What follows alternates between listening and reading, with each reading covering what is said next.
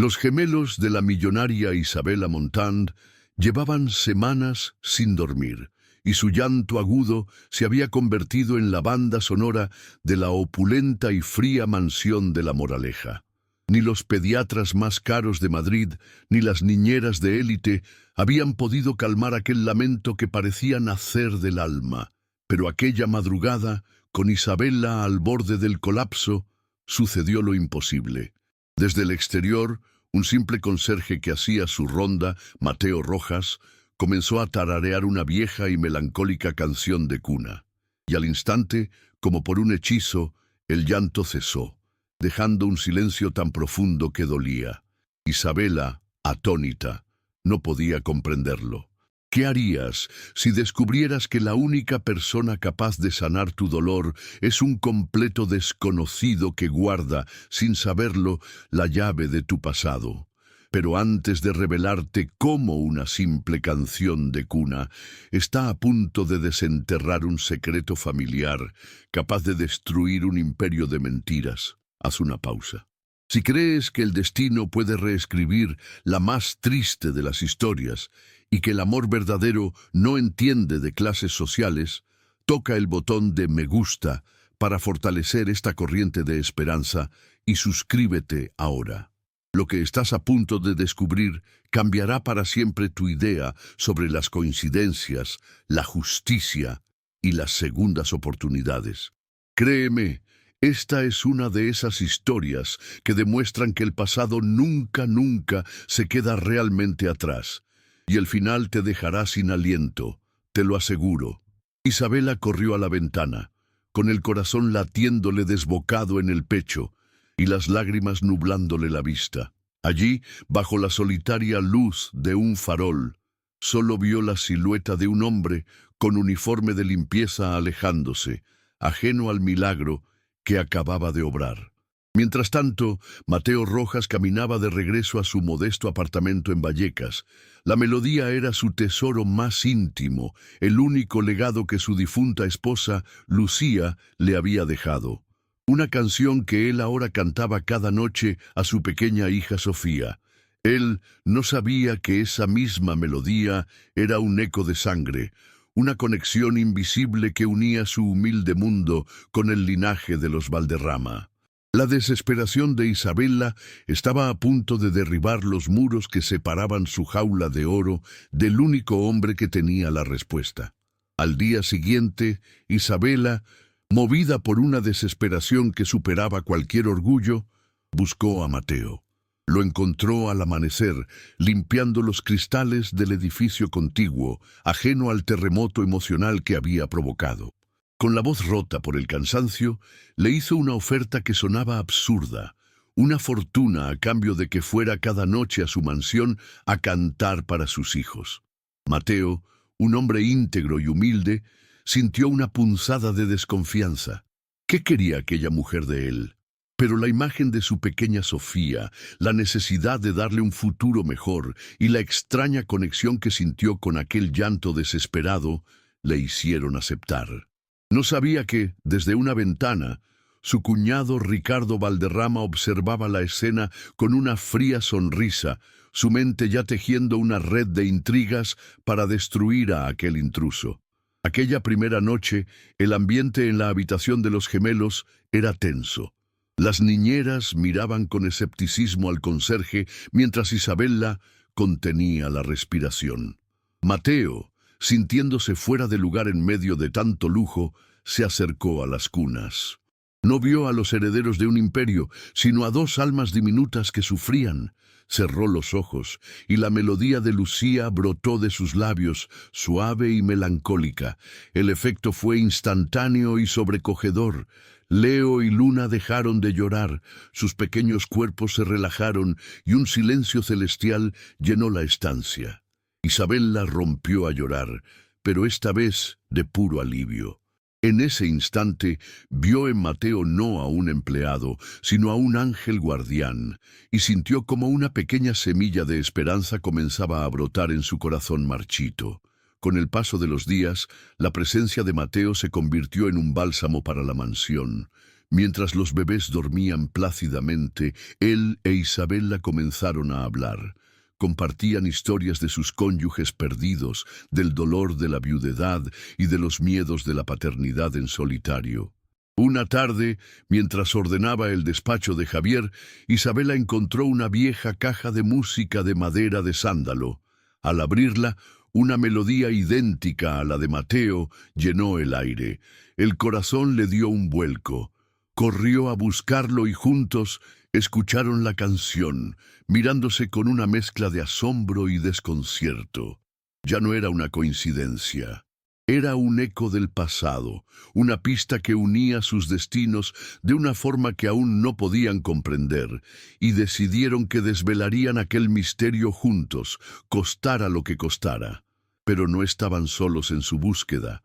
Ricardo los vigilaba desde las sombras, su ira creciendo con cada sonrisa que Isabela le dedicaba al conserje. La cercanía entre ellos era una amenaza directa a su plan maestro. Veía cómo la fuerza volvía al rostro de su cuñada y temía que, con el apoyo de aquel hombre, comenzara a hacer las preguntas correctas sobre el accidente de Javier. Decidido a cortar de raíz aquel vínculo, Ricardo movió sus hilos. Hizo una llamada a un detective privado sin escrúpulos. «Quiero que le arruines la vida», ordenó con voz gélida. «Acúsalo de robo, de acoso, de lo que sea. Haz que Isabela lo vea como el oportunista que es. Quiero que desaparezca de su vida para siempre». La trampa estaba puesta, y la felicidad de Mateo e Isabela pendía de un hilo. La trampa de Ricardo se cerró con una crueldad milimétrica y sin dejar rastro alguno. Al día siguiente, mientras Mateo terminaba su jornada y recogía sus escasas pertenencias en el pequeño cuarto de servicio, Ricardo apareció flanqueado por 2 guardias de seguridad de la mansión. Con una sonrisa gélida, señaló la mochila de Mateo. «Isabela, me temo que nuestro buen samaritano tiene las manos un poco largas», anunció con un falso tono de pesar. Uno de los guardias vació la mochila sobre una mesa, y entre un sándwich a medio comer y una foto de su hija, apareció un deslumbrante broche de diamantes que perteneció a la madre de Javier. El rostro de Mateo palideció, su mente incapaz de procesar la traición. El shock le robó las palabras, dejándolo indefenso ante la acusación. Isabela sintió que el suelo se abría bajo sus pies mientras Ricardo la miraba, esperando su reacción. «Te lo advertí, Isabela. Estos buitres huelen el dinero y la debilidad a kilómetros», siseó su cuñado, saboreando cada palabra. Pero al mirar a Mateo, no vio a un ladrón. Vio el mismo pánico y la misma incredulidad que ella sentía en su propio corazón. Vio al hombre que había devuelto el silencio a su hogar y la esperanza a su alma. Con una voz temblorosa pero firme, Mateo finalmente habló. «Señora Montand, yo no he robado nada. Mi único tesoro es mi hija, y jamás haría algo que me impidiera mirarla a los ojos». En ese instante, Isabela tomó una decisión. Se interpuso entre los guardias y Mateo, y mirando a Ricardo con un fuego que él no le conocía, sentenció: «Saca tus manos de él, le creo». Esa noche, con la adrenalina aún recorriendo sus venas, Isabela supo que ya no podía permitirse dudar. La acusación de Ricardo no había roto su confianza en Mateo, sino que la había fortalecido hasta convertirla en una certeza de acero. Algo no encajaba, y estaba segura de que su cuñado era la pieza central de aquel rompecabezas de mentiras. Decidida a encontrar respuestas, se encerró de nuevo en el despacho de Javier, pero esta vez no buscaba consuelo, sino un arma. Rebuscó entre viejas agendas y documentos olvidados hasta que sus dedos encontraron un pequeño diario de cuero. En una de las últimas páginas, escrita con la letra apresurada de Javier, había una anotación. «Elena sabe. Ricardo la despidió. Debo encontrarla». Junto a la nota, un número de teléfono y una dirección en un barrio humilde de Carabanchel. Sin perder un segundo, Isabela llamó a Mateo. Le explicó su descubrimiento. su voz una mezcla de miedo y esperanza. Tenemos que ir, Mateo, juntos. Esta mujer, Elena, era el ama de llaves de la familia desde que Javier era un niño. Si alguien conoce los secretos de Ricardo, es ella, le dijo, sintiendo por primera vez que no estaba sola en su lucha. Mateo, al otro lado de la línea, sintió cómo la gratitud y la determinación ahogaban el dolor de la falsa acusación. Ya no se trataba solo de una canción de cuna o de limpiar su nombre. Se trataba de honrar a Javier y de proteger a Isabela y a los niños del monstruo que vivía bajo su mismo techo. Su viaje hacia la verdad acababa de empezar, y lo harían como un equipo, unidos contra la oscuridad que amenazaba con devorarlos. El viaje en coche hacia Carabanchel fue un trayecto a través de dos mundos. El opulento silencio del Mercedes de Isabella contrastaba violentamente con el bullicio vibrante y humilde del barrio obrero, un lugar que respiraba una vida que ella había olvidado que existía. Mateo, a su lado, navegaba por las calles con una familiaridad que a Isabela le resultó reconfortante, pero la tensión era casi palpable entre ellos. Cada semáforo en rojo parecía una eternidad, un obstáculo en su carrera contra el tiempo y la mentira. Finalmente, aparcaron frente a un modesto edificio de ladrillo visto. Subieron en silencio hasta el tercer piso y llamaron a la puerta. Tras unos segundos, se abrió, revelando a una mujer mayor, de mirada asustada pero digna. Sus ojos se abrieron de par en par al reconocer el rostro de Isabela en los periódicos. Era Elena. Una vez dentro del pequeño y pulcro apartamento, impregnado de un suave olor a lavanda, Elena los escuchó con las manos entrelazadas sobre el regazo, su cuerpo temblando ligeramente. Al principio dudó. El miedo a Ricardo Valderrama estaba grabado a fuego en su alma tras décadas de servicio. Pero al ver la desesperación en los ojos de Isabela y la bondad en los de Mateo, su lealtad hacia el difunto Javier se impuso. El señorito Ricardo siempre fue veneno, confesó con la voz rota. La envidia que le tenía a su hermano era una enfermedad. Lo vi aislarlo, manipularlo todo. Don Javier lo sabía, por eso me buscó unos días antes del accidente. Hizo una pausa, tomando aire. Me confió algo, una caja de recuerdos que su madre le dejó, algo que Ricardo nunca debía encontrar. Me hizo jurar que la protegería con mi vida. Elena se levantó con dificultad y los guió hacia un rincón del salón. Se arrodilló, apartó una vieja alfombra y con esfuerzo levantó una tabla suelta del parqué. De allí extrajo una caja de madera de nogal, desgastada por el tiempo. Se la entregó a Isabela, cuyas manos temblaban al recibirla. Dentro, sobre un lecho de terciopelo ajado, había un pequeño tesoro de recuerdos, una foto amarillenta de dos niños pequeños sonriendo, inconfundiblemente Javier y una niña de ojos idénticos a los de Sofía. Y debajo, un fajo de cartas. La última, escrita con letra temblorosa, era la confesión final de Javier. Detallaba el fraude de Ricardo y su creciente temor. Si lees esto, es porque mi hermano ha cumplido su amenaza. Elena, por favor, busca a mi hermana. Su nombre es Lucía. La pista me lleva a un orfanato de Toledo. El mundo se detuvo. Isabela ahogó un grito mientras Mateo sentía cómo las lágrimas le quemaban los ojos. Lucía, su Lucía.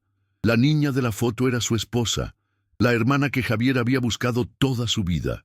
El lazo de sangre, la canción de cuna, todo encajaba en un mosaico de tragedia y destino. El dolor fue abrumador, pero rápidamente se transformó en una furia helada. Ya no se trataba solo de un asesinato, sino de una vida de anhelos robados. Isabela levantó la vista. Sus ojos ya no mostraban pena, sino una determinación de acero. Esto no acabará en un juzgado a puerta cerrada, sentenció. El mundo entero sabrá lo que hizo. Lo destruiremos en la reunión del consejo, delante de todos los que ahora le rinden pleitesía. Al salir del edificio, con la caja como un arma sagrada en sus manos, Mateo divisó un coche negro al final de la calle. Lo reconoció al instante. Era el mismo que había visto merodeando la mansión. Ricardo sabía que estaban allí. La casa había comenzado. La sala de juntas del Imperio Valderrama era un santuario de poder, con su larga mesa de caoba pulida y sus vistas panorámicas de Madrid. Ricardo, en la cabecera, se pavoneaba con un discurso sobre expansión y beneficios, su voz resumando una falsa seguridad que tenía a los consejeros hipnotizados. Pero justo cuando estaba a punto de anunciar su nombramiento oficial como presidente, las pesadas puertas se abrieron de golpe. Isabela entró no como la viuda frágil que todos esperaban, sino como una reina reclamando su trono. A su lado, con una dignidad inquebrantable, caminaba Mateo. El silencio que cayó en la sala fue atronador. Ricardo palideció. Su sonrisa se congeló en una mueca de puro odio. Sabía que la batalla final acababa de comenzar. «Perdona que interrumpa tu coronación, Ricardo», dijo Isabela, su voz clara y firme resonando en las paredes de cristal. Avanzó hasta el centro de la sala, colocando la caja de nogal sobre la mesa con un golpe seco que hizo saltar a más de uno. «Antes de que sigas vendiendo el futuro de esta empresa, creo que todos deberían conocer la verdad sobre su pasado y sobre cómo construiste tu poder sobre la tumba de tu propio hermano». Un murmullo de incredulidad recorrió la sala. Ricardo intentó reír, un sonido hueco y forzado. «Isabela, querida, el dolor te está haciendo desvariar». «¿Qué locura es esta? ¿Has traído al servicio para que te apoye en tus delirios?»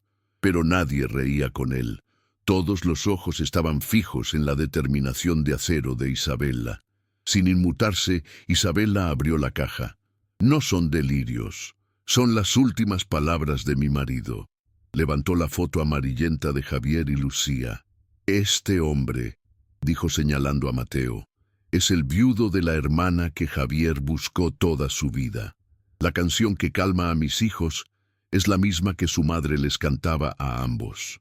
Un lazo de sangre que tú, Ricardo, te encargaste de que nunca se reencontrara». El shock en la sala era palpable. Luego, con manos firmes, Isabela tomó la última carta. «Y ahora, la confesión de Javier», anunció, y su voz se quebró de dolor y rabia al leer. «Si lees esto, es porque mi hermano Ricardo ha cumplido su amenaza, ha descubierto mi investigación sobre su fraude y temo por mi vida». El caos estalló. Ricardo, atrapado y sin salida, perdió el control. «¡Mentirosa! ¡Está loca! ¡Esa carta es falsa!», gritó, su rostro descompuesto por la furia, revelando al monstruo que se escondía tras la máscara de hombre de negocios. Pero sus gritos fueron ahogados por el sonido de las puertas abriéndose de nuevo. Esta vez no era una viuda, sino dos inspectores de policía que avanzaban hacia él con una orden de arresto. Su mundo se derrumbó en un instante. Mientras le leían sus derechos y le ponían las esposas, su mirada se cruzó con la de Mateo. No vio triunfo, solo la serena justicia por una vida robada. Isabela tomó la mano de Mateo y juntos vieron cómo la oscuridad era arrastrada fuera de sus vidas para siempre. El escándalo de los Valderrama estalló como una bomba en el corazón financiero de España. Los titulares no daban tregua. «El lobo de la Moraleja, asesinato y traición en la élite madrileña». El juicio fue un espectáculo mediático que desnudó el alma podrida de Ricardo ante el mundo entero. Fue condenado no solo por el asesinato de su hermano y el fraude masivo, sino también por el robo de una vida, la de Lucía. La sentencia fue implacable. Décadas de prisión sin posibilidad de redención. Desde su celda fría y solitaria, Ricardo ya no veía rascacielos, solo los barrotes que reflejaban su fracaso. Había perdido el imperio, el respeto y, lo más importante, la guerra contra un amor que había nacido de una simple canción de cuna. Mientras las puertas de la prisión se cerraban para Ricardo, las de la mansión de La Moraleja se abrían de par en par a la vida. Isabela, liberada del luto y la mentira, ordenó una transformación completa. El mármol frío fue cubierto por alfombras cálidas, y los silencios opresivos fueron reemplazados por las risas de 3 niños. Mateo y la pequeña Sofía se mudaron no como invitados, sino como el corazón que le faltaba a aquel hogar. Las cunas de Leo y Luna ya no necesitaban la canción de cuna para calmar un dolor ancestral, sino que la escuchaban como un arrullo de amor familiar. Por primera vez, la fortuna de los Valderrama servía para algo más que acumular poder. Estaba construyendo felicidad. 5 años después, el jardín de la mansión fue testigo de una boda que no ocupó las portadas de la prensa rosa, sino los corazones de quienes estaban presentes. Bajo un arco de flores blancas, Isabela y Mateo se dieron el «sí, quiero». Sofía, ya una niña de 10 años, fue la dama de honor, mientras que Leo y Luna, con una complicidad que recordaba a Javier y Lucía, llevaron los anillos. Su unión no fue solo la de 2 personas, sino la de 2 mundos y 2 historias destinadas a encontrarse. Juntos crearon la Fundación Valderrama Rojas, una organización dedicada a reunir a hermanos separados por el sistema de adopción, transformando su dolor personal en una misión de esperanza para cientos de familias. Aquella tarde, sentados en el porche, Isabela apoyó la cabeza en el hombro de Mateo mientras observaban a los 3 niños correr por el césped, sus risas mezclándose con la suave melodía de la vieja caja de música que ahora descansaba sobre una mesita cercana. Ya no era una canción de cuna para calmar el dolor, sino el himno de su familia, el eco de un amor fraternal que había cruzado la barrera de la muerte para unirlos a todos. Se miraron a los ojos, y en ese silencio cómplice lo entendieron todo. Descubrieron que la verdadera herencia no estaba en las acciones de un imperio, sino en las notas de una canción que había viajado a través de la sangre para reunir lo que la codicia nunca pudo separar. La jornada de Isabela y Mateo demuestra que el amor, forjado en el dolor y la verdad, es la fuerza más poderosa del universo. Si esta historia de redención ha tocado tu alma, compártela para que más personas crean en lo imposible.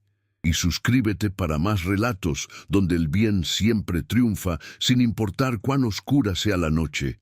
Juntos, vamos a celebrar las segundas oportunidades que solo el destino puede crear. Y así, en el silencio que antes era de dolor, encontraron la paz. La mansión de La Moraleja, antes un mausoleo de mármol frío, dedicado a la memoria de un amor perdido, se transformó en un santuario de vida, un hogar donde cada rincón resonaba con las risas de 3 niños que crecían como hermanos. Isabela y Mateo demostraron que el destino no comete errores, solo traza caminos misteriosos. Su amor no fue un reemplazo de lo que habían perdido, sino la culminación de un viaje que comenzó mucho antes de que se conocieran. Un viaje guiado por la melodía de una madre, un lazo de sangre que ni la muerte ni la maldad pudieron romper, probando que la familia no siempre es la que te toca, sino la que el corazón elige y la vida, milagrosamente, te devuelve. Su historia se convirtió en un faro de esperanza. La Fundación Valderrama Rojas no fue solo un proyecto de caridad, sino el legado viviente de Javier y Lucía, una promesa cumplida a través del tiempo. Cada hermano que lograban reunir era una victoria contra la oscuridad que ellos mismos habían enfrentado. Una forma de reescribir su propia tragedia con un final feliz para otros. Mateo e Isabela no solo construyeron una nueva familia, sino que crearon un movimiento de amor y justicia, enseñándole al mundo que no hay herencia más valiosa que la verdad, y que, incluso en la más profunda de las tristezas, puede florecer la más increíble de las segundas oportunidades, una que sana no solo a los vivos, sino que también honra el alma de los que se fueron. La jornada de ellos prueba que el amor, forjado en la verdad y la resiliencia, es la fuerza más poderosa del universo. Si esta historia de justicia y reencuentro ha tocado tu alma, compártela para que más personas crean en lo imposible y en los hilos invisibles que nos conectan. Y suscríbete para más relatos donde el bien siempre triunfa, sin importar cuán oscura sea la noche. Juntos vamos a celebrar las segundas oportunidades que solo el destino puede crear, porque cada historia como esta nos recuerda que, al final, el corazón siempre encuentra el camino a casa.